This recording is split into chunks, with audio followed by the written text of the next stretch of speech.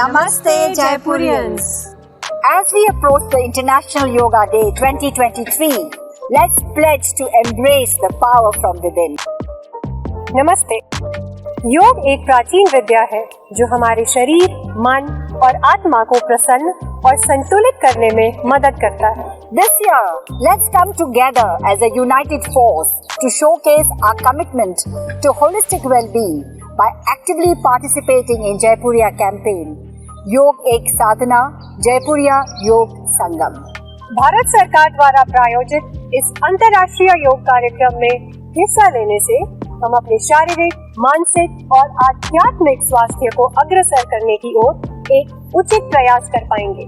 This ancient practice of our Bharatiya Sanskriti will go a long way in uniting our mind, body and soul and will usher balance, harmony and serenity into our lives. आइए हम सभी एक साथ मिलकर योग के गहराइयों को समझें और इसे अपने जीवन में समाविष्ट करने का प्रयास करें। Together, we can inspire each other and create a ripple effect of positivity, not just within our organization, but also in our families and communities for a fitter, happier and healthier India and ensure that it spreads across the entire world. Yog Karmasu Kaushalam.